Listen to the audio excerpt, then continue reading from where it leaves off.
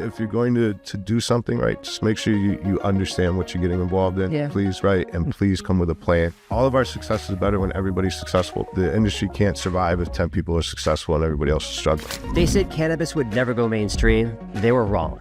But here's the truth. Even as a cannabis CEO with multi-million-dollar exits, I still face stigma every day. So, how do we finally break the cycle? Is social consumption the key to normalizing cannabis forever?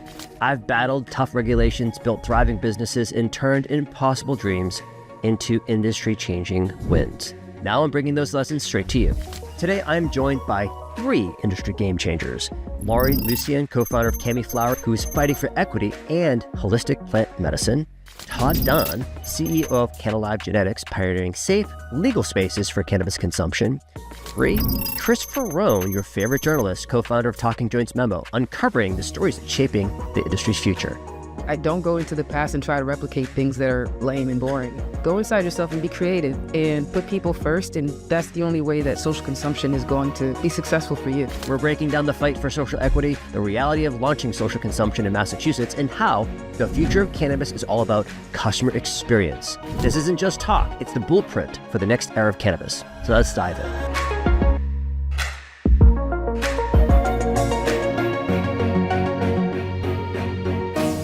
So my name is Chris Faraone.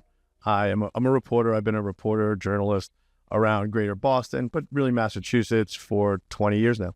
This is my 20th year here. Moved here in 2004.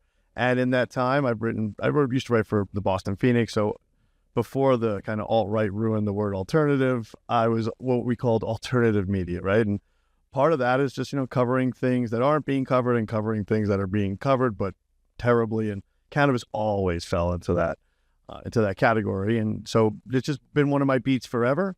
About 9 years ago, I started a newsletter called Talking Joints Memo while I was working at a newspaper called The Dig Boston, Weekly Dig. It had different names over the years.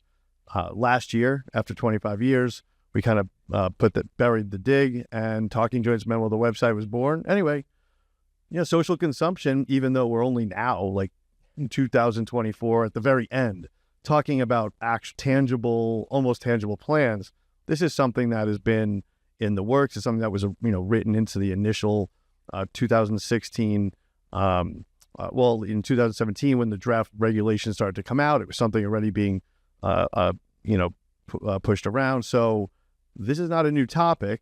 My interest is first and foremost repertorially. I got that word out. I'm not going to try. That's a big word. Yeah. So that was my first interest. I'm also a big cannabis user. I have a couple things, I have my own ideas like everybody else for something I'd like to do, but those kind of fall in the category of, do we really need a license for that, which is something I'm sure we'll talk about. And then finally, because I just want to make sure we get to it, a lot of my reporting over the years has been about housing, poverty, and I wouldn't call myself an expert, but I have researched and written quite a bit about the privatization of public housing in America and in Massachusetts in particular. And one thing when we talk about social consumption is, there are a lot of people who, not just people in public housing, people with terrible landlords, or like people like me who have a kid at home, can't smoke at the house, right? Smoke in particular. And I want to see how this whole process evolves. There are a lot of people who, and when we talk about public housing, if you think that the rules in actual public housing are strict, now with privatization, these private companies that are taking over public housing, forget about it. Kids can't even have their bikes in the hall in many places. And we have put a focus on a lot of those rules. I also run something called the Boston Institute for Nonprofit Journalism. But anyway, my interest spanned from me wanting to smoke a blunt on a couch. Oh, and also I love a good dab bar. When I go to California, like nothing like somebody in a bow tie with an e-rig. Sir, would you like that at 522 degrees? I love that. So from the consumer to writing about it to, just a very real need for a lot of people and communities I've covered over the years. So I'm excited to be here. Thanks. Hello, my name is Laury Lucien, but most people know me as Big Mama or Big Mamacita in Colombia. I am an attorney, serial entrepreneur, professor, and advocate. But most importantly, I am a student of plant medicine, currently practicing to become I don't like to use the word shaman, but that's the closest thing we'll have to what I'm studying to become. I've been taken in by the Community-Centric tribe in Colombia, where I travel on a yearly basis to get training from my elders. With that said, my approach to social consumption comes really from the holistic spiritual aspect. I do believe that we live, that our industry doesn't understand the spirituality of the plant. And we sort of, we're kind of drifting away from focusing on getting healing to, I'm seeing a lot of people focusing on getting as messed up as possible. Let's get this as, high THC as possible. And I think that's moving away from what plants are designed to do, especially from my training in plant medicine. So my focus in plant medicine is to create spaces for actual healing using not just cannabis, but combinations of herbs in plants that I'm learning to work with in the Amazon. Excellent. Hi, my name's Todd Dahn. I run Cannalive Genetics. We're a micro business out in Holyoke. We're cultivating, and we're definitely going to do a social consumption space.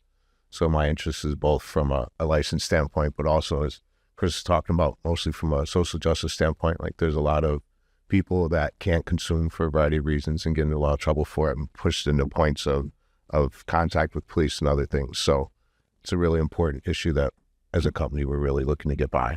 That's fantastic. Thank you for that summary. You raised already several different questions for me, because everything you've said so far definitely aligns, the social justice side. I hadn't even considered, right? That's actually a point that I think a lot of people in the audience maybe haven't even heard of before, is like the social justice side of it as well. Never mind the reformatory aspect of allowing just applicants towards it, but the ability for people to go a place to consume safely with tested product, as well as not be maybe in their own building and their landlord knocking on their door or whatever, the property manager.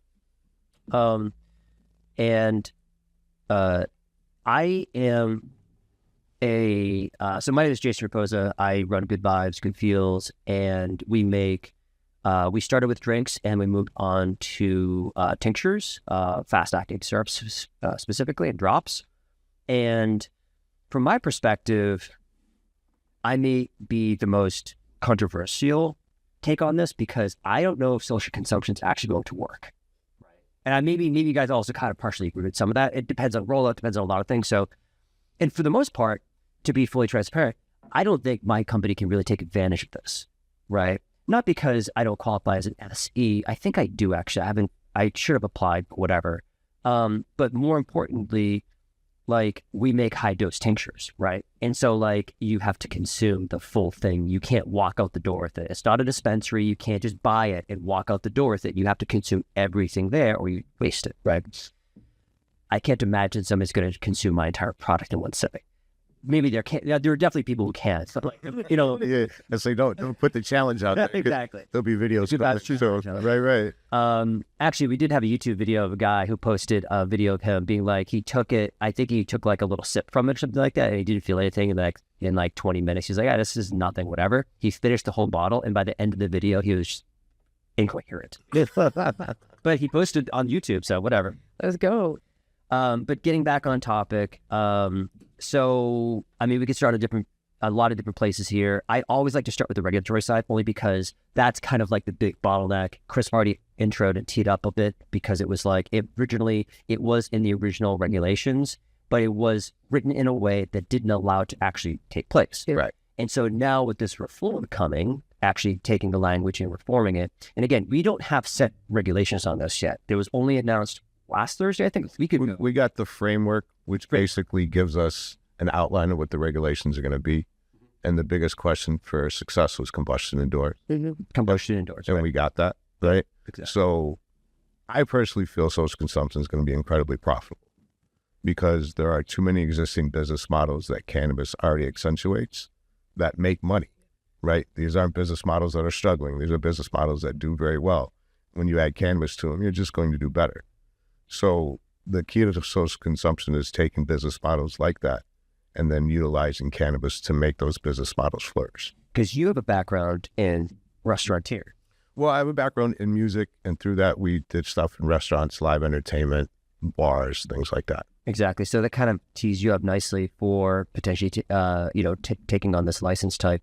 So getting back to the regulatory side, is there, like, is there anything that you saw in those documents that they were released last Thursday that maybe you would have changed or you didn't like about it or anything like that? Anything obvious that came out to you like this should change immediately? Or were you fully agreeing with kind of what was said?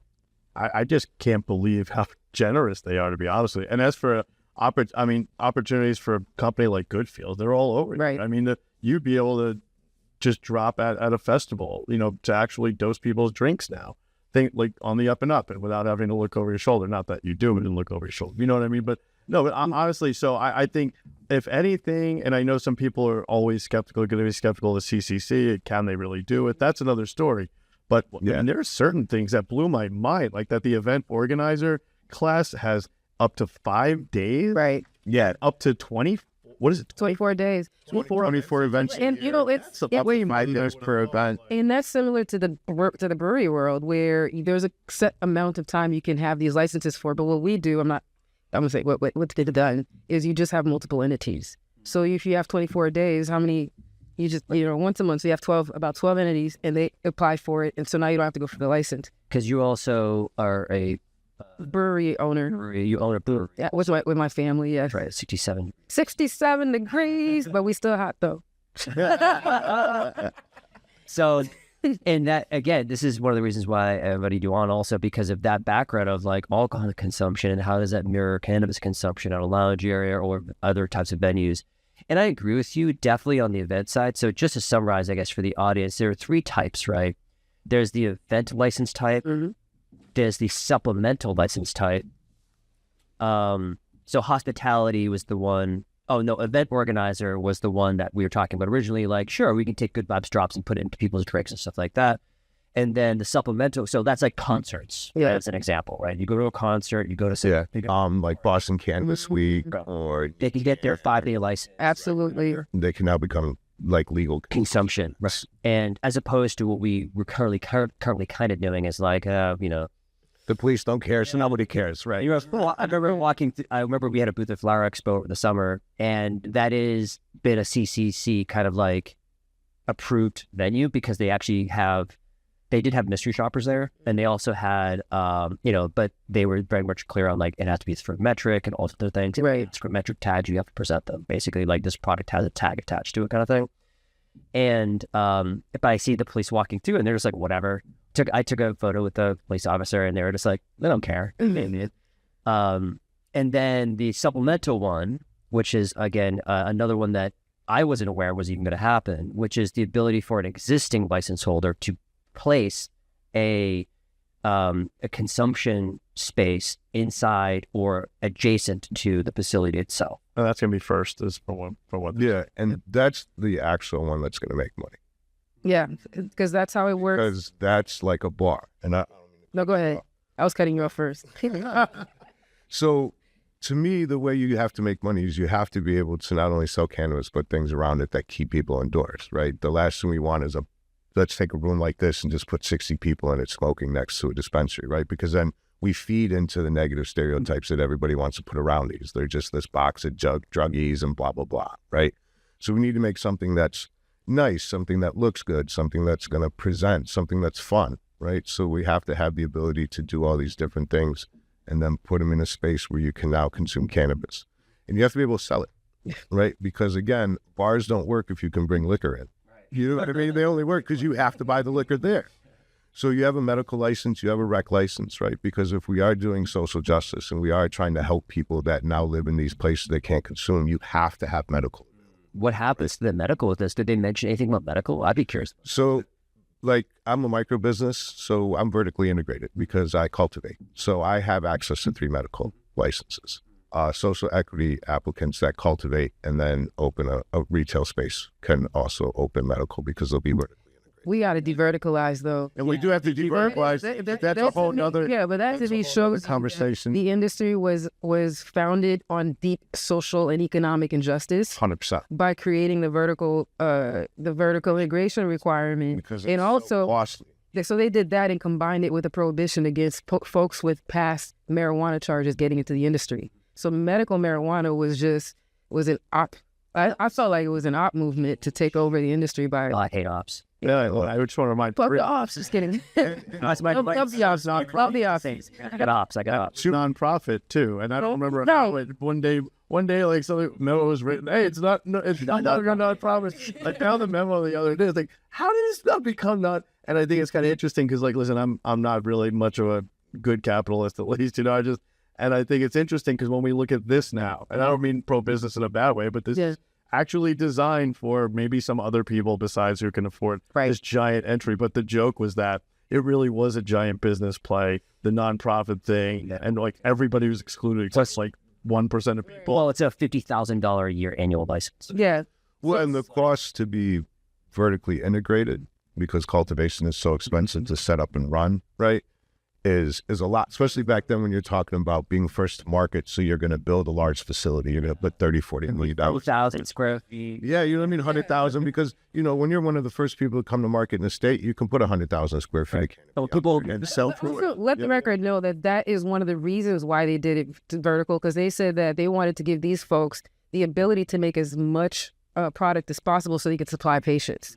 So they were incentivizing these large companies to come in and grow not even mid-weed and give them to patients who actually needed really great product. Todd, can you just clarify what you mean by like what is important to be medical? That they simply sell medical doses. So, and why can't some of that be I'm not saying you're wrong, but like, why can't some of that be achieved on the adult use side? Jason's products, 500 1,000 milligrams, for example. Well, for two reasons. One, let's be honest, right? A lot of people medicate through recreation because the barrier of the card isn't there, right? But for the people who have the card and for the people who want the higher dose edibles because they can't combust and these other things, it's not equitable if everybody isn't represented, right? And while this might be a small part of the market, right, it is an important part. It was the first part, right? Regardless of how we feel about the companies involved. If we are talking about plant medicine, these were the first people we were trying to take care of, right? So we have to include them in the conversation. They have to have space in this, and the space has to be equitable. I agree. So I think decoupling the vertical integration from medical licenses is extremely important. That's a whole nother can of worms and a whole nother conversation that and that has gone all the way to the Senate at this point. Because I think that's stateside. That's not a regulatory thing. I feel like the state set it up that way, but I could be wrong. I've been corrected many times. I had Commissioner Roy on last week for my podcast, and she was very clear. Like, there's only so much the CDC has control of. And the other part of it is the legislature. You pass a bill to de-verticalize. Well, and let's be honest, it's easier to pass legislature when the state agency puts pressure on the state, because that pressure point is more than anybody else's. But again, that's 100%. But the supplemental, right? Like that, I feel like that's going to be the most important one, because that's going to be the one that services everybody. Hospitality is dope for, if you want to open if you have a yoga studio, want to start doing, you got goat yoga today and weed yoga tomorrow, and this, you know what I mean? It gives opportunities for them to add supplemental things, and that's when we talk about enhancing. Right. Like, well, I think that's why I always fall back on, as being probably the person who has the least amount of experience in this type of license, because I don't run a brewery and I've never run or done events and stuff like that myself. And I feel like the hospitality one is what everybody thinks of. Oh, everybody's just going to go into a room and be 60 people in like 1,000 square feet just smoking joints in front of each other. Like, that's what everybody thinks of when they think of social consumption, I feel. At least that's the way I look at it. But I agree with what you're saying, where it can be that way if you want to have a sustainable model. First of all, outside of the supplemental, you're not carrying out the cannabis. So that's a significant source of revenue that you're not getting. And also, there are limits. And then on top of that, you're thinking you can't allow people to get too high, because then they'll sue you if they go and hurt someone. Well, there's TIPS training now that has to be required. I saw TIPS training. Well, and it has to be something similar, because TIPS isn't qualified to show cannabis intoxication, right? It recognizes alcohol intoxication. So, and RVT training is kind of a joke. So whatever. Exactly. For this is going to be very strange, but I mean, we'll see. Yeah, because the way the framework was presented, it's like we're going to have to learn all drug intoxications, right? And it's like, so I'm going to learn how to recognize heroin use in a cannabis facility. Like, do you understand the message that you're sending with this? Like, still these undertones of coupling. Yeah, drugs, air quote, drugs. But like, one of the things that we want to do is give people different things to do when they're there, right? Exactly. So we're doing 2 live music rooms. We're doing 150 capacity, 250 capacity. We're doing a pool hall with corresponding leagues with dartboards as well. And then we're doing a sports bar with live TV, sports betting license, the whole shebang that goes along with that. There's going to be a library that people can read web magazines and newspapers from all over the world, so that people from different communities here in the Boston area can have a better attachment to home, right? And then there's going to be 3 social equity companies that exist: a coffee shop, a juice bar, and an ice cream shop, because I don't want my kitchen to do these things from scratch. And it gives people the ability to come in for 3 years for free, rent free, and build their own brand in front of all the people that we put in there, and then allow them to go out and do their own thing and build back into the community. And so you're looking at Supplemental. Yes. Right. And so in the Supplemental side, you're already existing micro business. Are you partnering with other SEs, basically? You said you don't necessarily want to run everything yourself. No, like the ice cream shop, the juice bar, and the coffee shop, I'll reach out to the community and find people that we can take applications from, and work within the community to find up-and-coming people that want to open their own coffee shop, but they might not have the opportunity, but they have a really good brand. 150 people, and so it's 2 rooms, 150 person room, a 250 person room. How much space do you have in that building? Like, or is it? Are you looking at different spaces? Right? We're looking at somewhere between 20 and 30,000 square feet. Wow! And an existing space that you already have, or is it? We can't talk space yet. We don't have regs. Good point. Yeah. So I mean, there's spaces we're looking at. Like we'll probably do one out in Holyoke, in that area. The town's really. So you're planning on that. more than one space then? Yeah, we have the opportunity to do up to 3. Okay, very good. And that's part of the license, that, at least what's been presented. So yeah, you have 3 of them, just like 3 of everything else. Fantastic. I think that's a great, it goes right along with what we were saying. If you're going to have one of these facilities and you do not attach any additional activities with them, you're not going to be able to compete and be successful. You have to have something else that's bringing people here, just like you discussed. You have billiards, you have a bunch of stuff happening that bring in additional revenue apart from cannabis.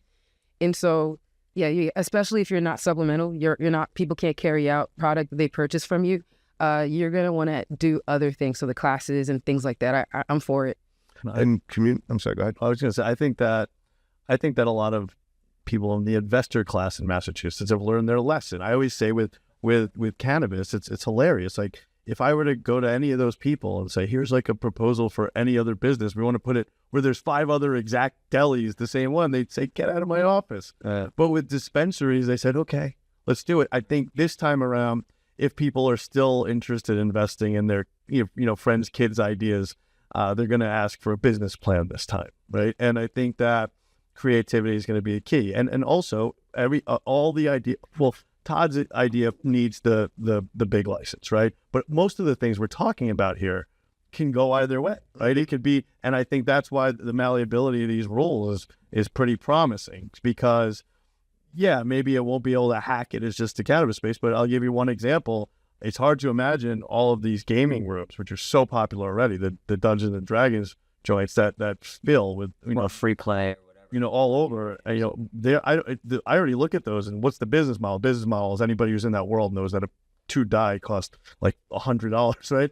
But why not add, consumption in whatever the most feasible way it is? So I think that just from people losing their shirts with the same dispensary that was next to the other dispensary, they've learned their lesson. So I don't know if it's all the same people. And the other thing I want to say is that I actually couldn't believe how many people I interviewed that my team at Talking Joints Memo has gone out in the past couple of years and gone to one example would be like CNA stores up in Haverhill, where you walk in and there's like, God, how many square feet? Like 1,000, waste 2,000 square feet. Is crazy. But they, from the beginning, were saying they want to do something like this. And I always thought, like, wow, that's pretty audacious thinking, with considering all things. Like, for me, people don't always think I do for my reporting. I try to play it fair, but I actually have such little faith in any government to the point where I would think they would like weaponize that. Oh, you have all this space now, you can't use it. You got to but that's not what I'm seeing. Right. That's what I was getting to, though, because it's like you're playing into an interesting thing, because Todd, you're saying like, all right, we're looking at 30,000 square feet, whatever. And you're saying like all the people who are getting into it, or do they even know what they're going to get into, right? Especially when you talk about they did, and now they're going to get what they wanted, which I think is good. It's a lot of money not wasted. But one of my questions is, do you think that social equity participants who are entering the social consumption space are going to have either the investment, the education, or the background in actually making this a successful thing? Well, there's different groups. I just want to real quick. Of course, there's not just up and running and the people who aren't. So, Supplemental being first makes more sense because we're already up and running, right? But I'm talking about people because, I hear it all the time, especially on LinkedIn and stuff like that. People are like, I can't wait for social consumption. I'm going to finally get into the industry and all those other things. And it's like, do you know what you're getting into? Right. Well, I want to say first and foremost, that is something that has plagued the entire state's cannabis industry, not just the social consumption. The amount of people I've talked to in this industry that have never run a business before and have a dispensary is astounding to me. And I come from the music industry. Nobody needs a fucking education to do this, right? Right. It's astounding to me. So I don't ever want to say that social equity is lacking in these things because it paints a picture that isn't adequate or true, right? But in general, there is a lot of education that needs to be done on how business plans work, how profit and loss works, how you actually do run a business, how you pivot when things happen. Right. Do you think there's going to be people who are like, I'm just going to take the MSO's money. I'll take my 51%.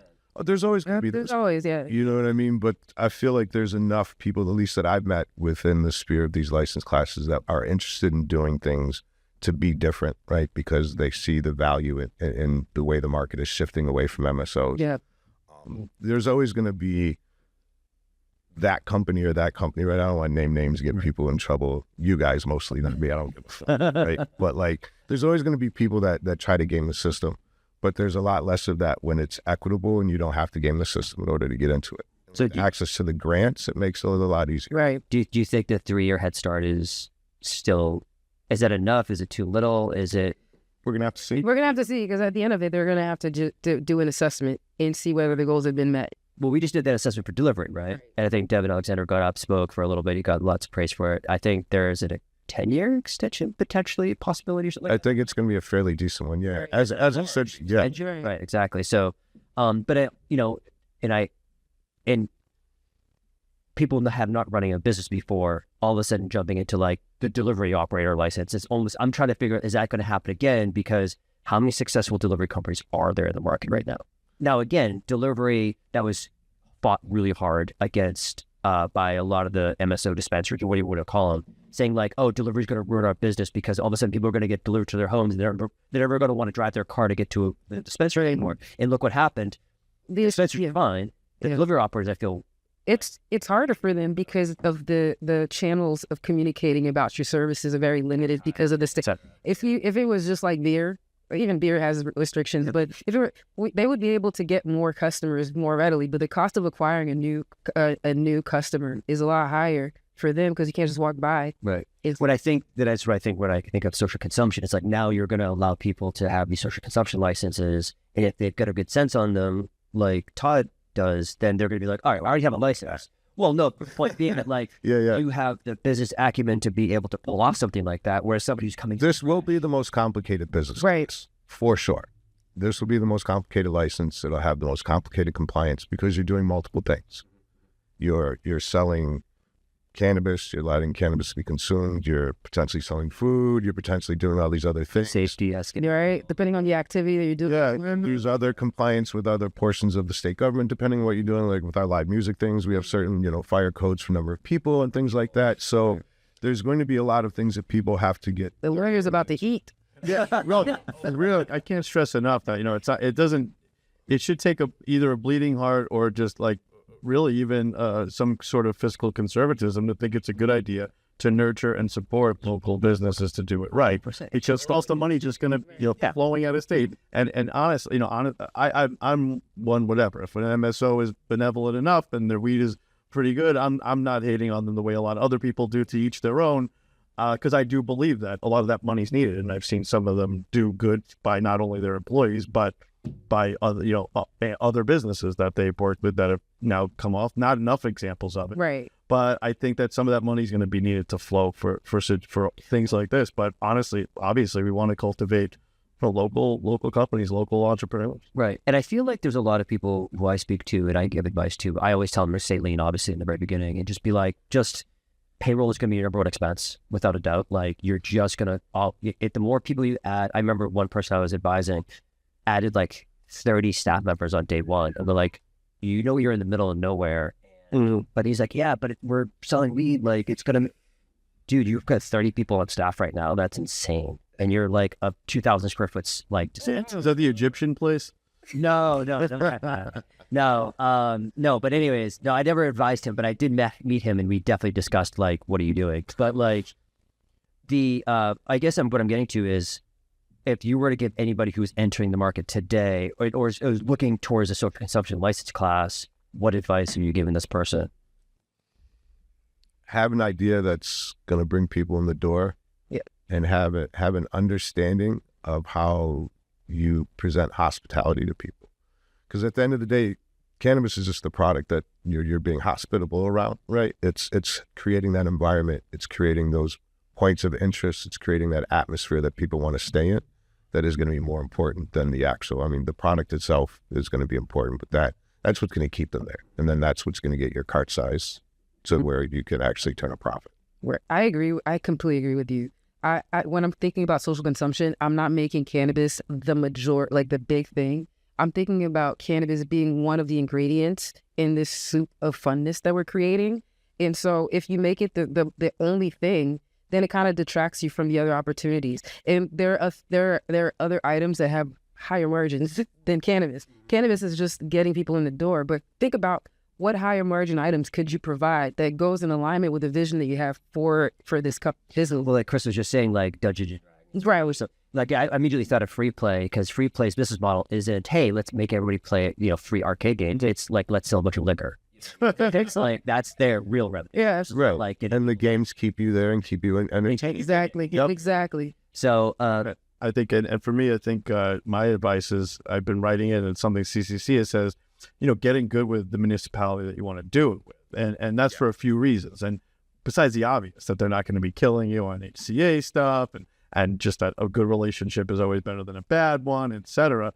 Because marketing is so difficult, that's not going to change. That's like, for, if you're the person in your municipality of 50,000 who everyone knows for 2 years, you're constantly appearing on blogs and this and that, being nice and asking people, before you know it, you're the person. And that's your, or whatever brand it is, that's the one that's going to open. And that's like, you can set that groundwork, and that's free marketing the whole time. start now. Absolutely. Yeah. And on top, and the reason that's extra important with this is, like, a dispensary, everyone already knew what weed was, even if they've only smoked it once. This is much different. And I just want to, a quick example is, there was my friend Gary, he's not doing it anymore, but he was doing an event up in Boxborough, and it was called the High Lifestyle Show. And they set it up way bigger than it was, and the attendance wasn't what they expected. But one thing that was interesting about this show is, unlike every other cannabis event that I see the three of you as, this was different. These were other people. Yeah. They actually, I think a lot of came from over the border in New Hampshire and stuff. And I remember even watching people walk into that room, and their jaw would, like, are people really smoking bowls in it? And then you're like, deadheads. These are not people who are like uncomfortable around that, but these were people who Gary explained to me, like, that's his world. He's like, an older alt media guy who's like, he would like go to a room full of dead. I'd be like, really, guys, we are having an event where you're going to be able to come see the Whalers and smoke bowls inside. And people are like, what are you talking about? So I think even with this, and even with all the bad reporting out there that's acting like we're going to have social consumption next week, people are still going to have no idea and be weird to walk into these places. And so, and I hate the word education. It's something different. I don't know what the word is, but it's like, and I think by people being, if you're in your community, educating, talking about it, getting people warmed up, they will be a lot more willing to walk in those doors. I think that hospitality aspect is really important, though, because you have to have, customer service must be everything in that type of situation. Oh, 100%. You got to make sure that people are treated nice, Absolutely, taken care of, and also feel protected and safe too, because, not to go back too deep into the tip side, but like, you're asking even your staff, thinking about, like, how are you going to handle somebody who's clearly inebriated, like they can't function almost, or whatever, because they just kept on going with it. You know what I mean? Especially if it's like a slower acting edible, right. like you're taking a gummy. I don't know. Again, like, who knows what you're consuming, but like a gummy might hit you an hour and a half later, and all of a sudden bam, it nails you or something like that. Right. So then you gotta train your staff on like how to deal with that person, but at the same time you want to have really good customer service and treat people with care. But for the safety of maybe the other patrons, you're gonna like deal with this one individual. Like, I think people who have those hospitality experience maybe could be that person who's running for a house, right? At yours, potentially, if you do the supplemental class, for instance, you can need somebody who's super empathetic towards customers and can understand their perspective, because when they're walking in there for the first time, they're going to be like, what is this? I don't know. Do I just like, I can't maybe, and then you're going to be like, if people bring in their own, you know what I mean? Like, what's going to happen? People are like taking out their own, you know, dab rigs and stuff like that. Like, and it's already kind of like pre-filled a little bit. Yeah, recruiting is going to be big. I think if you're looking for folks, you should go in the funeral industry. Oh, okay. Because they have the best customer service. They know how to deal with people who are having, you know, when folks are dealing with the loss of a loved one, sometimes it brings out the aggression and things of that sort. They know how to deal with that. And customer service is what drives their entire industry. So funerals, like that's actually my social consumption. The artist because I have a very dude. Don't even. That's the sorry. Give it all. No, get in there. I think because I think that industry needs a lot of folks who have a lot of empathy and weren't trying to, because there's a lot of folks who are trying to pull on over folks when they're in grief. So that's literally my next business going into that. But when I'm thinking about that, those are the people I want to recruit to work in social consumption lounges, because they're going to be able to just be cool when things and talk to you calmly and with love and understand that you're a human being going through things. So recruiting is going to be exceptional, but folks in the funeral homes, get ready. I think this is, I feel like food service, and I say this in my cultivation facility too. I would rather hire somebody who had a good food service background than a cultivation background. Yeah. Because I'm too old to teach you how to clean behind yourself. And I'm too experienced to argue with you the way I do things. But as long as you come in knowing how to clean behind yourself, I can teach you how to do the things the way we do it. So somebody coming in without a background of cultivation, but a background of thinking on their feet, problem solving in the moment, staying busy, cleaning and cleaning, right? All of these things brings that level of things to the cultivation facility or to the social consumption space that are going to help move it over. I have one more thing that I didn't think about, but it's not literally on social consumption, but it's on the product manufacturing side. I think now product manufacturers have an opportunity to be very creative in terms of what they're creating. But I'm not going to hate on the state of the market, but there's a lot of homogeneity in it right now. And so when you're thinking about social consumption, what can you make that we will purchase from you, but that's fun and consumable for the pay. So I think there's a lot of opportunity now for very innovative and creative product manufacturers to release products designed for social consumption specifically. Yeah, for us, if we were to take advantage of the Supplemental license, you know, we have some space here, stuff like that. We have some expansion plans, yada, yada, yada, which I can take you guys around it afterwards if you'd like. But for us, it's really a showcase. It's almost like that vineyard where you go, you see it. Even cultivation's kind of like that. It's like you see the plants growing or whatever, right? And in this case, you see our facility and how it works, and then we take you to the end of the tour, and it's a little, you know, tasting. We're not trying to get rich off of, we just want people to try our product, right? You know, and especially in our area, in the towns, we're surrounded by a bunch of no towns. And so there's Franklin over here, which they've been really nice to us. So everybody in Franklin carries our product. But our neighbor doesn't even carry our product because he's a competing product. So they just, like, nobody in my town knows where to find my product. So for us, it's really just a showcase. It's just like, hey, come by, we'll give you a tour, and at the end, we'll give you a tasting.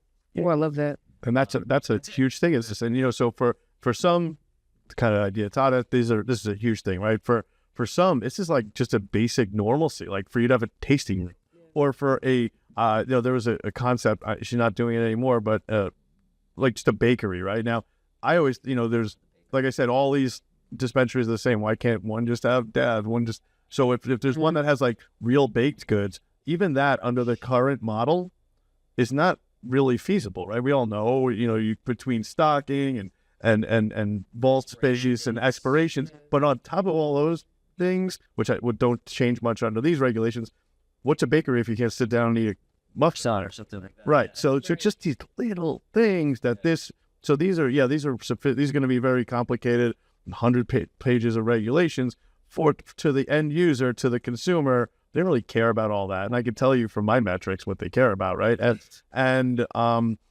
But what they care about is like, oh God, I just want to be able to like bowl and smoke a joint, man. And that's what I think it looks like they're set up to be able to do in a year or so, hopefully. Well, I'm just very hopeful. We're gonna get to questions in a second, but I'm just really hopeful for this license type because of two main reasons. One, as a society, we're lonely. We're all lonely. Imagine having a place where you can all get together and you have a common, whether it's cannabis or sports, wherever you go, and it's almost a social. The third space, really call it, right? The third space. You know this terminology? Say it real quick. Third space. I just learned this one the other day, I was at MIT college campus, of course. It's a very academic word. There's home, space one. There's work, space two. Third space. It's like when there were a lot of them, I guess they didn't need a word for it. Now it's like, what's a third space? Like, because people don't go to the pool hall after work anymore, I guess, but they need somewhere to go. They got the YMCA, and hopefully we'll now with this.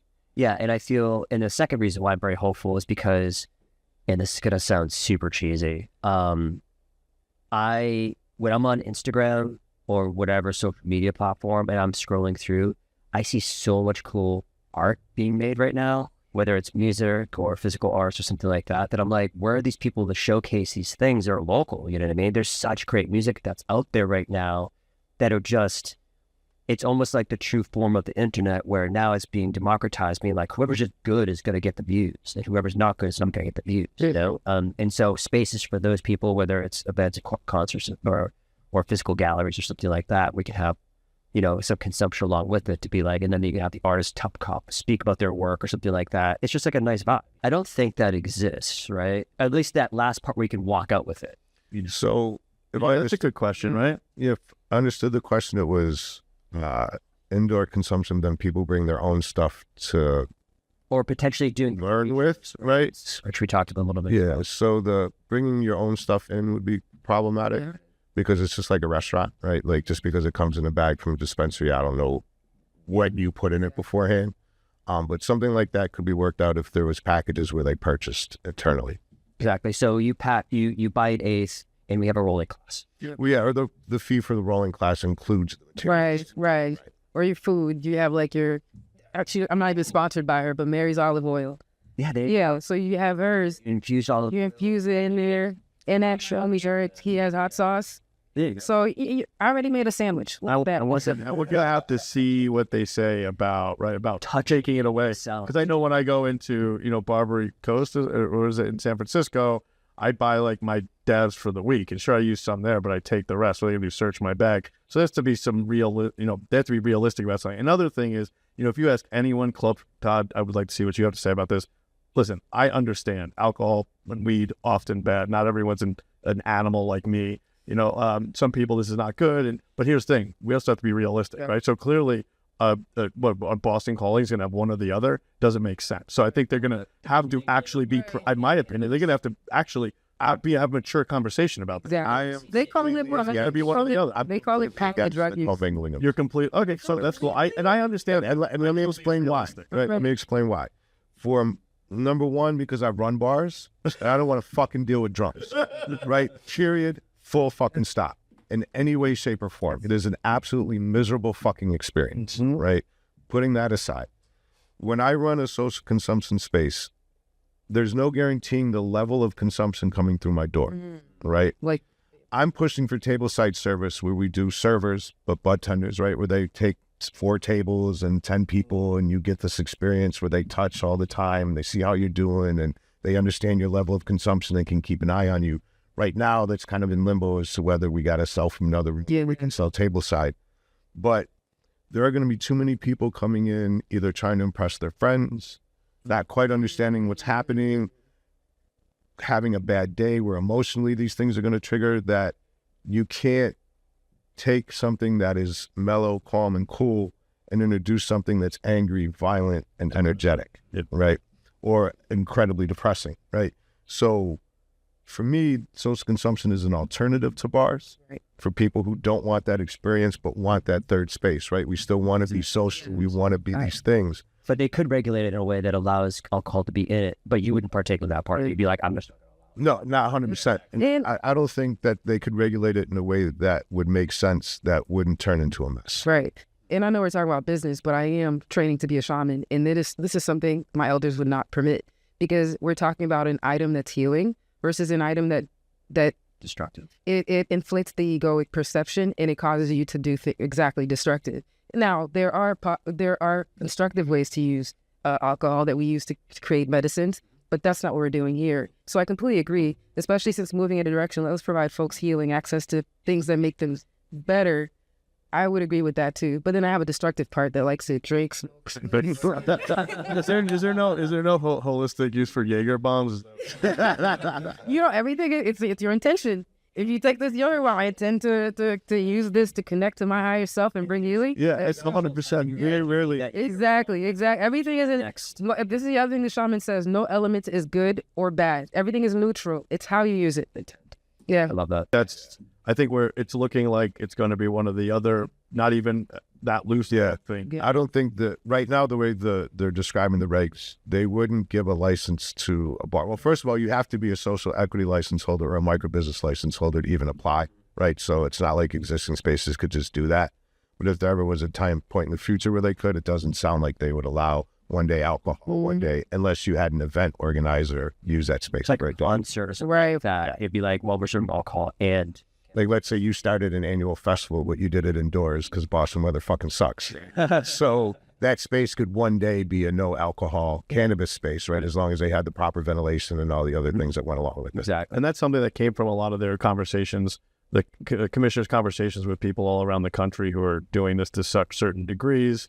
And also I want to add, and I don't want to dwell on this, I dug up for an article that we just posted on the site today, that 7 years ago we had, they had these regulations almost exactly how it is right now. And in those as well, alcohol was already off the table. So this is like not a new thing. Any, experts and people with experience dealing with drunks were just like, no. And I just want to throw this on the table. I don't know what the next question is, but you talk to Kyle from Summit Lounge. He also, he doesn't, forget high dose edibles too, like and dinners, which there is going to be room for. And we'll have, we haven't discussed potency on the infused side yet, but that's also going to be, an issue of similar, not dealing with drugs, but dealing with like. But do you think there's going to be people who have never eaten 200 milligrams? Right. Well, but do you think there's going to be a chef out there who's going to be like, I'm going to go apply for this license? Probably not. People are just going to do it. I don't know. I mean, I think that, I think it's going to be enticing to some if they can do it. And sure, they can still do their private, because another thing we have discussed is like, this doesn't change anything about private clubs, right? Like the Summit doesn't want to slide. It doesn't have, it is what it is. Right? That isn't totally true. Okay. When the regulations come out, the Summit is now existing in the space that there's regulations for. Right now, one of the reasons that they can get away with it is the CCC doesn't have the ability to enforce anything in the space because there's no regulations. When the regulations come out, to my understanding, and I'm wrong a lot, right? To my understanding, they would have to now comply with what the regulations are if they wanted to continue to operate. The only part that... And they don't have a micro business or social equity license. So what's going to happen to them is really up in the air right now. It got grandfathered in through the license, not through a license, but through the city, right, Worcester. So Worcester allowed them to stay, but you can't be grandfathered into a social consumption license because it's not the way the law works. Right. The law says you have to be a social equity, economic empowerment, or micro business license holder. Okay. What if it was private country? I wonder. I'm going to need to read this. It's going to be very nuanced, because there's also the part where, as citizens of Massachusetts, we can gift up to an ounce, and if you have 10 ounces on your property, you're fine. But in what's produced by the plants there. But anything greater than that, then you start getting into trouble. Right. Well, Kyle isn't selling anything. He's not selling anything. It's BYOC. But he'd have to make sure that there's no more than 10 ounces on his property. If it's a private property, because that's the limit that we had. So that's where his limit would be. But this is what I'm saying. It's so new. I want to see. Yeah, like exactly. There's going to be a lot of things that play out, and we'll see over the next bit of time. You know what I mean? But one of the things that's good about Kyle, and we can even go back to weed houses in inner cities in the 80s that we used to run, right? And all these other examples of social consumption dispensaries that have been out in the world. None of them are problematic like bars. None of them. It's you. Kyle's never had an incident. I don't think an ambulance has ever been called there for nothing. I think he said that it was once, and it was because somebody ate too much weed. I don't even think it had anything to do. Yeah, because right now they get plastered all over the news, right? So they've had a peaceful experience. We used to run weed houses in the 80s. They were peaceful experiences, right? Like all these examples are out there where it's like these things are not going to be a problem. They just have to give us the ability to breathe and function as a business. The craft, we don't experience those things in our craft brewery either. We don't have because people are there with their kids and dogs. So we're not saying people drunk out their minds, and so exception for craft breweries, please. Well, and also like that's part of that craft experience, right? Like they're coming for that nuance of the taste, exactly. Nuance of the experience. It's not a binge drinking experience. It's not. not that I don't brew it, so I can say how good it is. Our beers are really, really good, and it's not something you're like chugging like Bud Light. No offense to Bud Light drinkers, but offense taken. It's something you want to savor. We have like mango, strawberry IPAs. Like you want to take your time with that. So yeah, craft beers. Let us go. Yes, it's Harry. Oh my gosh. Yeah, I mean, ice cubes. That is a thing. That's in the. Well, I think it's a lot of it. Harry. Harry. Graham, who works with me, also works with Harry. Yeah, but I like Harry. But so I work with him to that degree. But I think there's a lot. Not just that, but all of them. We definitely at Talking Joints Memo love different and oddball infused products. Yeah. Another one I love is toothpicks. Yo, from Sparks. Toothpicks, and I'll say toothpicks are the only thing. I don't think he's what my father-in-law, if you will. Kind of old school dude. Totally like. Yeah. Like it's not like he cares about anybody else smoking weed, but we even with pain can't get him to smoke weed. Toothpick is the first time we ever took. See. So I think yes, ice cubes, but they're going to be a couple things that this will be an environment where you can actually try things. Like I can tell you from what people are finding my website for, it's like people just want to know things. What does this dab look like? What does this weed taste like? And this is finally, all of us, like we're insiders, whether you like it or not. We get to see stuff on the inside, behind the scenes, even how it's made. They don't get to see how it's made. They don't even get to see what it looks like. This is going to be like, this is a whole different world. This is opening this all up for a whole consumer base. So I do also hope that it accelerates. Obviously, numbers will go up because this business is going to exist, but just across the board, interest, which we're already seeing, is on the rise. Yeah, and that's obviously if there's permissible language that's going to allow us to be, because towns can still shut this down. Yeah, right. There's still the no towns that are going to exist, and they're going to have to zone it and all this other stuff. So there's obviously it's not a panacea that everybody's like kumbaya and holding hands. Well, I can tell you, Holyoke and Somerville are going to let us be anywhere we want to be. We've already had conversations. Zoning is pretty much. Well, Somerville was the home to Rev, or the first, beautiful. So I think there is precedent there, and they started on that obviously side, but. Yeah, and there's no zoning restrictions on dispensaries there right now. Yeah, it could be anywhere. I was gonna say because I think it was Med, and then they allowed. So it's not gonna be all office park. Which makes sense. It gives Somerville. Like, that's what Somerville would do. Like, let's just give these businesses an opportunity to operate like actual businesses, not as if they're, running these clandestine operations. So shout out to Somerville and Holyoke. If anybody's out there with like a couple, $10, $20 million, I just want to let you, I want to point you to a place called Downtown Crossing, one of my favorite places in America, which is very depressed right now. And I don't know if that's on purpose. We're just going to clean out all those buildings, or Emerson has a big move and play, but man, wow, would I love to see that corridor with no cars be a place to just walk out and be like, look, I'm feeling it. Talk about third space again, right? Yeah. One of the first questions I always had is, again, I always think of the hospitality side of it, being like, oh, you're going to a space to do this. You have to make it obviously attractive, but how often do you see yourselves individually going to these consumption places? I mean, it's a little bit different for you having a license that you're going to actually be there because you're literally going to be there every day. I look at it like bars, right? Like how often you go to a bar? How often you go to a bar? There are people who go to bars every fucking day. Yeah. You know what I mean? Yep. And when I ran a bar, you only needed 10 drunks to keep a bar open.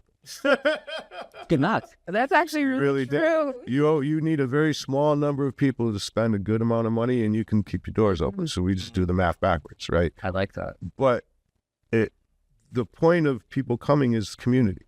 Yeah. Like, people go to the bars because their friends are there, right? So people that came every day when I worked the midday shift at one of the bars in Chicago, it was the same group of people after work that came, and they hung out, they saw their friends, they shared memories, they created new memories, you know what I mean? So when you give people those opportunities, people are going to come back for that. And then when you look at, like, for us, live music, I mean, I can get people to come 3-4 nights a week with that. Right. You know what I mean? So it all depends on what the get is to get people in the door. Right. Yeah. I completely concur. It's like you were discussing about all these business models that you have to have a plus, like Cannabis Plus. What else are you going to provide? And so, say, for example, you talked about a yoga studio. Well, that is a great space for community. I trained in martial arts for 10 years. So I was going there every night. That was my community. If I could blaze in train, like, dude, take people down. That would be amazing. That feels great already. I just think about that. And there are some things that it's kind of funny. Like, I would feel silly here. I play pickleball 5 or 6 times a week, right? And I would feel silly here saying, oh, like I need to be smoking weed when I'm playing pickleball indoors. And I do feel silly saying that, and I don't need to be, but I will say that every pickleball place that opens, what's the first thing they have? Bars. This pickleball place has 7 bars. Well, I don't know why we need to be drunk. The last thing I want to do is play sports drunk. But yes, I do like to pump when I'm doing that. As for frequency, yeah, I mean, for me, I have a kid at home and small ceilings. So even with the smoke eaters, it ain't happening. I am not ever in my life at my house, which are very hard to like pay the rent on. I can't put my feet up and smoke a blunt and read a book. That is my favorite thing to do in the world, to the point that I do it at bars. I don't even like really drinking anymore. I'll 3-4 IPAs and I'm like, my eyes are blurry now. And now I have to get it's just, so I'm not totally against alcohol now, but a lot of things I go use alcohol for, socially, this, that, man, you swap that out with weed and it's just so much better. So, I think that's for me. I think the frequency could get there. Your library type situation. We're lacking in bookstores in the suburbs, especially. That could maybe be a little reverse on that. So, and then just these other third spaces and kind of D&D parlors. I think, and of course, we have to be mindful of people who don't want it. You know what I mean? But they've had the whole world up until now. So yeah, it's for them. And you talked about loneliness. So these types of business models, especially if you don't have excessive drinking and you can create a real community, that's a real cure to the loneliness epidemic that's plaguing this country right now. Yeah. So I think that's going to push people into those spaces. All right. So, all right, fantastic. So we covered obviously a lot of topics there. As far as like the different license types go, do you see yourself 100% all in on one of these? I've heard from Todd, I haven't heard from you, Laurie, and I know Chris. Are you abstaining from the actual licensing side? Are you... My only idea is that I kind of like to what I just said. It's not something I'd be diving into. I'm also a vintage magazine person, and I just kind of like the idea of like a place a small room like this that looks like the Harvard Club, where somebody could show up and pick their magazines ahead of time, have their magazines here, their weed here.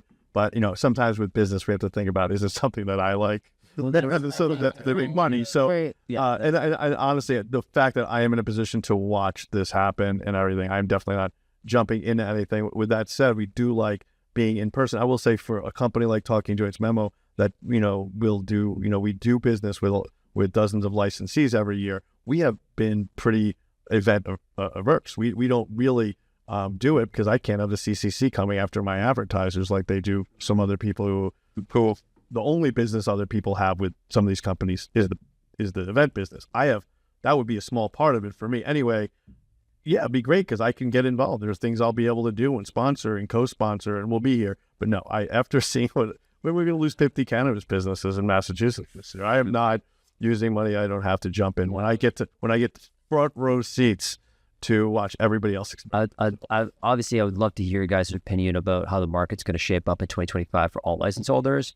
Getting back to, because I think that's a really interesting topic in itself, because I'm privy to a lot of inside information as well to be like what's happening, what's, in different license holders and stuff like that. But but Laurie, yeah, what are your plans? So I'll tell you why I've been conflicted and quiet. It's because I've been having a real, so for 2 years, I've been sitting with ayahuasca, and from my shaman and my experiences with the plant, marijuana is not supposed to be smoked.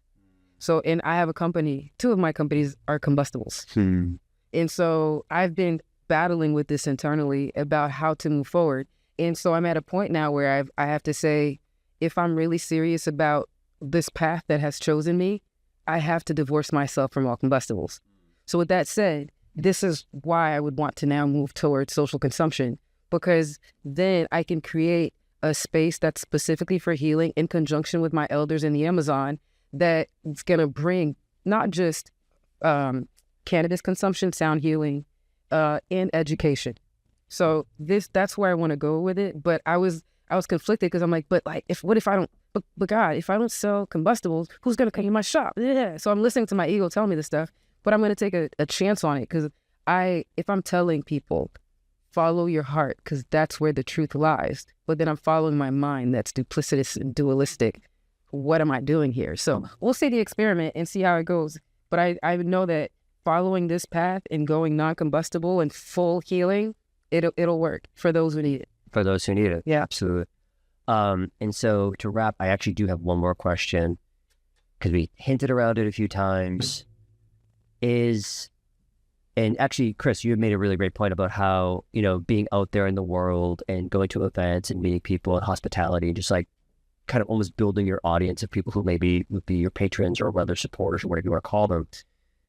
Advertising is super restrictive. We were already talking about in the very top of the hour, we were talking about how hard it is for delivery operators to operate because of the restrictions on advertising, because how do you get your consumers? They have to magically hear about you kind of thing. So community trumps advertising. Stop worrying about advertising. Go out in the fucking community and talk to people. Unfortunately, though, right now you have to go out in the community and talk to people. Social media more than ever is built. I talk about them taking away Instagram accounts of everybody who posts any cannabis. They're really, you're talking. Look, I have, between all of my different media thing, a couple 100,000. We can't reach 5,000 people unless you pay the piper. So I think, but I also do want to look. I'm a little bit less. I understand I'm not running a cannabis business, but I know from experience, even with beer, where there are some limitations, it just forces people to be more creative. Because I feel like if you were able to do whatever you want, people will be throwing millions more dollars at Google, and Google doesn't need that money. So I think it really stinks for small companies to have to diversify. And like you got companies like mine that we sold out for months in advance for ad space. But what happens is if you really put the work in, I can't tell you how many of our clients tell me they're not advertising their local community newspaper. Well, guess what? That's where your 65-year-old readers are. This is a huge thing. And they're like, some people don't even know there's a Spanish language newspaper in their dispensary's backyard. So I can only feel so bad about the limitations of advertising. Creative, but also know your media. Know guys is in your backyard. Somebody sponsored it. So you're doing that. So I just see a lack. How did we acquire people prior to the internet? It's not creative. This is where basics. That's it. And I don't mean to cut you off. Yeah, you're right. I sold CDs in the 80s. You know what I mean? What do you mean? How the fuck do you get people? You go out and you talk to them. Right. There's a reason why those dudes sit in Times Square and sell CDs and tourists, right? Still got it. Because they sell hundreds of thousands of them a year. Right. But all joking aside, no brand can sustain itself on SEO and email and shit, because I'm one that's not marketing, because you're not seeding any identity, you're not creating any emotional triggers, you're just putting your brand in front of people, right? So we have to divorce those two right away, right? But when it comes down to it, so what? All you can do is get in a billboard. Go throw some community events, right? Stop throwing industry events and patting each other on the back for running companies that are barely making it fucking happen in the first place, right? And get out in the community so your company does better, right? One of the reasons that I was grateful enough to have the limited amount of success that we've had is because 3 years while I was getting my license together, I was in the community every day. I sat on the board of BAM's festival. We have our own festival with the city through Still Gold. We have all these other things going in the community because that's how music works. That's what fan clubs are. That's what VIP experiences, all those things are. And so what would you say to, slightly off topic, but it's a very curiosity thing because it is endemic of kind of Massachusetts cannabis, is you get stores, next to stores.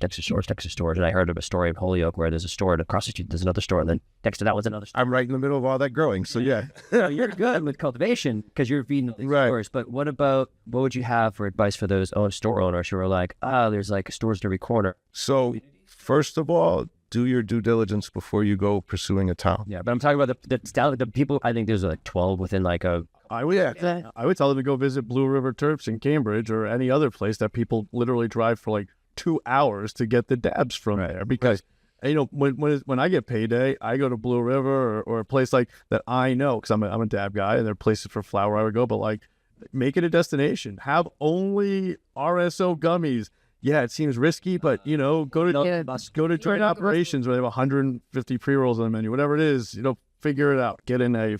Yeah, and part of it is and we talked about this earlier a little bit, right? There is not enough due diligence done when people decide to get into this business as to what town they're going to do business in, right? They don't understand. And that's part of the community. Why are you doing business in towns where you're not part of the community to begin with, right? Because you have no ties to it. So you have no understanding of how the community functions, what you need to fulfill within the community to get the customers. But outside of that, when you're sitting next to each other, either if you can't work with each other, you have to have a hook, Right. Like Dazed in one of their facilities has a stripper pole. Good or bad, how you feel about how that represents, it's a hook, right? And it's something that people think about, right? Now, however people feel on both sides of the equation, right? Like it's something that differentiates them. I know why Todd's in such good shape. I was gonna have strippers in my dispensary because I was gonna hire actresses, and they're gonna be all kinds of shapes because I love that aspect of life. And so, but Pole or no pole? But yeah, so at that point, it's like, what do you have that's different? it's a tough one. You have But a DJ playing over your streaming music instead of streaming music. You know what I mean? Do you have, what kind of accessories do you have? What makes you different than these other places? And that's where knowing how to run a business comes in, because you have to pivot. You have to look at what other things you can provide to people that the community needs. That's just Like, it's almost just like sort of consumption thing. It's like you have to provide something else besides weed. yeah, because the weed is immaterial. They can go anywhere and get the weed.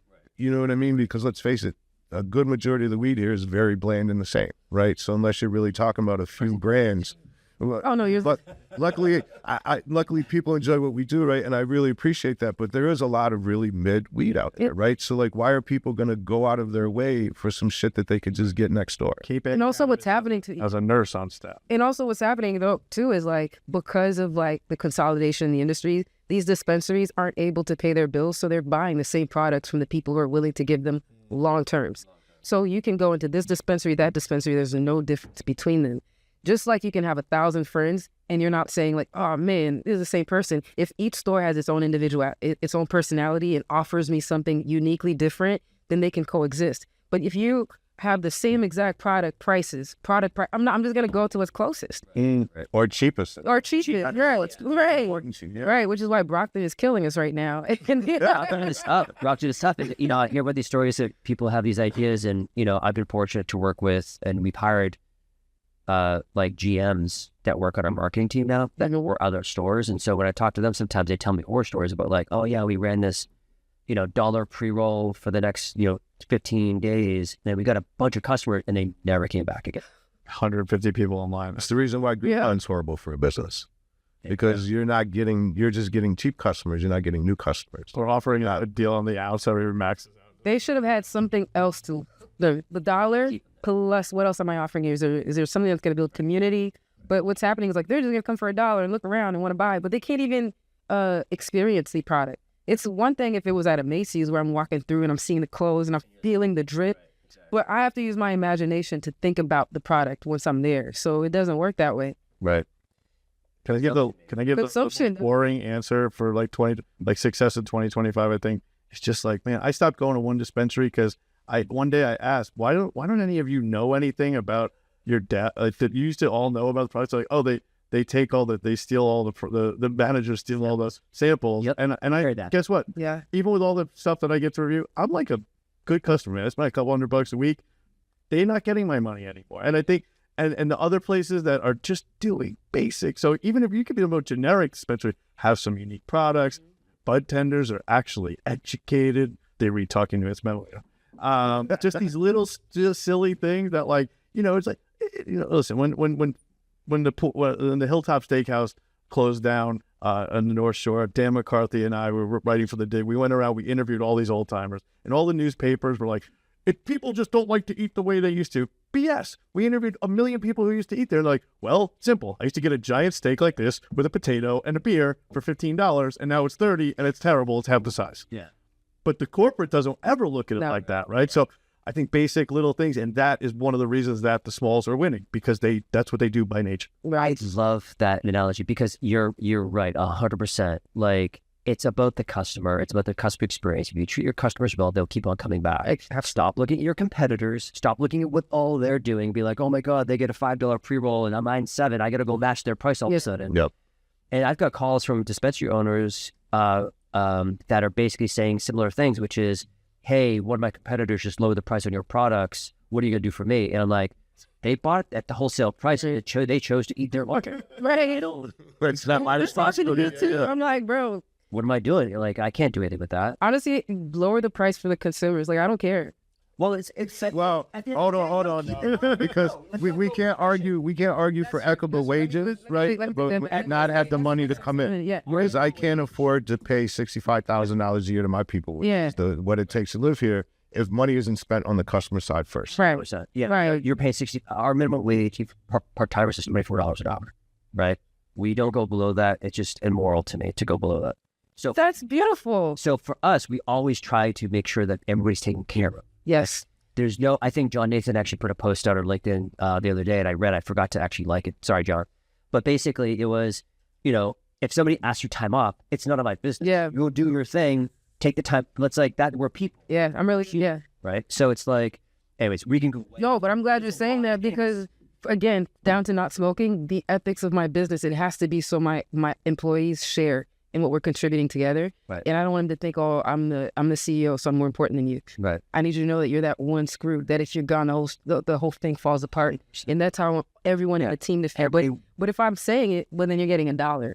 Exactly. $10 an hour. So I'm really grateful that you're operating. I was just sweeping over there myself. Like I didn't ask anybody else to do it. I just was like, I gotta sweep this floor. So I swept the floor. Absolutely. I changed the toilet seats. I fixed the plumbing. Like whatever it takes. You know what I mean? We're a team.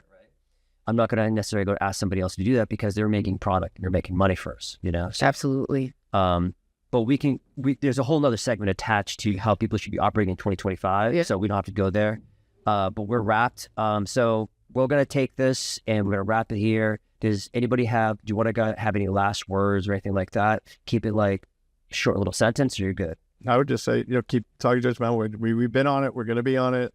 I think the next piece will be like, here's a bunch of stuff to look out for ahead of the December 7th. By the way, December 17th is the day we're supposed to see these draft regulations, which is like what? Yes. A couple days from now. So we'll have a post on Talking Joints Memo like Monday or Tuesday ahead of that saying, here's just because even like, honestly, on my way here, I was seeing little things that I just didn't even notice, like the limits on the event. Yeah. That even as long as our first post was, it's not in there. So we're gonna do some of that house cleaning. That way people could go into the big regulation dropping, knowing a little bit more. Right. I'll say now's the time to dive deeply into your imagination and create something that hasn't been created before and offer people a meaningful experience. I don't go into the past and try to replicate things that are lame and boring. Go inside yourself and be creative and put people first. And that's the only way that social consumption is going to be successful for you. I just want to thank everybody here. Like, I think we had a really good conversation. I want to thank you for having us. I don't really have any words of wisdom at the end. You know what I mean? I feel like we've kind of covered everything, but most importantly, if you're going to do something, right, just make sure you understand what you're getting involved in, please, right? And please come with a plan, because all of our success is better when everybody's successful. The industry can't survive if 10 people are successful and everybody else is struggling. So if there's anything I can do to help, just please reach out. Absolutely. I appreciate that. Thank you, Chris. Thank you, Laurie. Thank you, Todd, for joining us today. And everybody out there, make sure you buy good weed and buy good products like ours. Support good people. All right. Thank you, everybody. Cheers.